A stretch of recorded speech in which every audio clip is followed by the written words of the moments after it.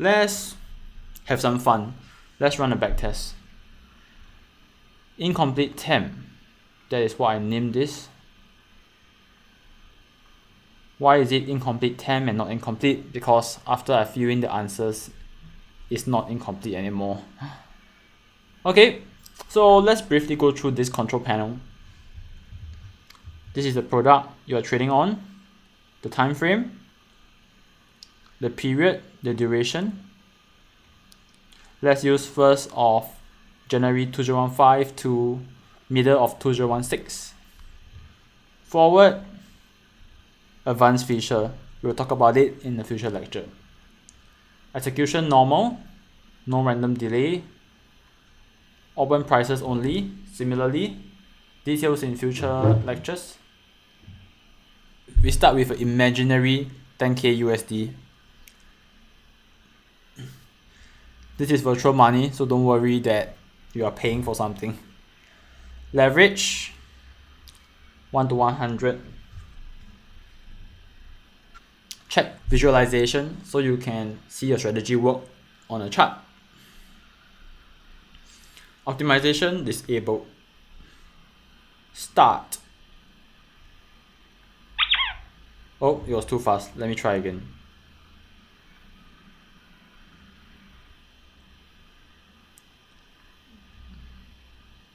Zoom out a little bit.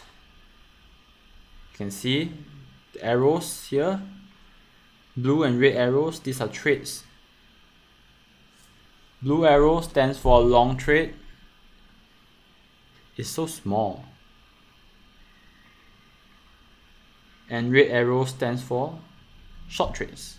Alright, mouse over them to see the details. Fast forward. Okay, you have some information here. History and operations. What are the difference? We will talk about it later. Journal entries, the logs that your EA produced. Or in other words, written records on what happened. Back to MT5. So what you saw there was the visual tester. It's not the MT5 platform per se. Back here we have more details. Results 830. Profit, this is your graph.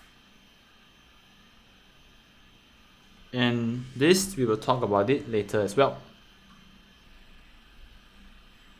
I see an error here, so apologies. This should be 2. No wonder something feels weird. Alright, entry rule for long trades. Let me change the rest.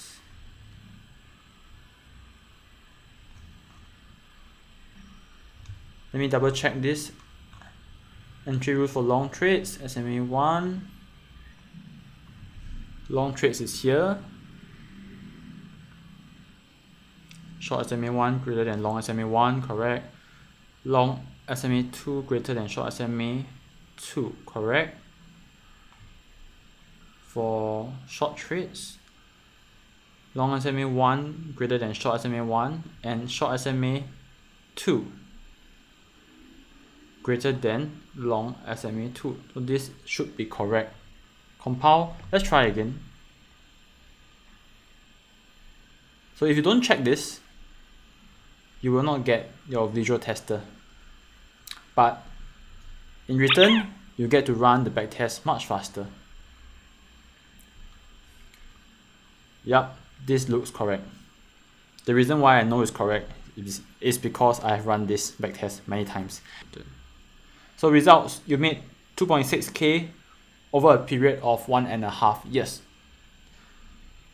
Okay, one more thing before we go. We have mentioned that exits must be coded before entries. So why should the exits be before entries? Take a second to think about it. It has something to do with the fact that we can only hold one order at a time.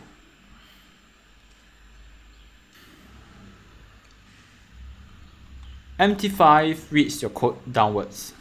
So we want them to read the exits first. So imagine this scenario. Let's imagine we put the entries before the exits. Alright.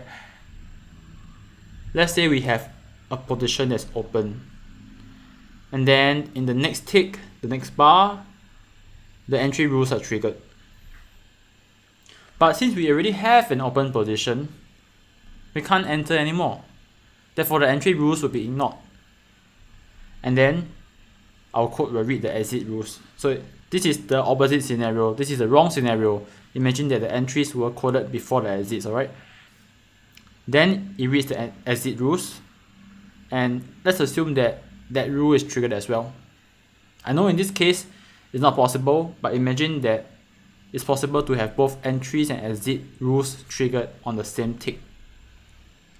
So the exit rules will be triggered and we will close our position. So at the end of the day, we will be left with no position, which is not what we want. Imagine that you have placed the exits before the entries. So what happened will be that the exit rule will get triggered. We close our current open position. Then the entry rules will be checked. Then we open a new position. So at the end of the day, we have an open position from the new entry, which is what we want. Alright, think about it. So in summary, we put the exits before entries to clear out all unwanted positions so that we can enter new ones.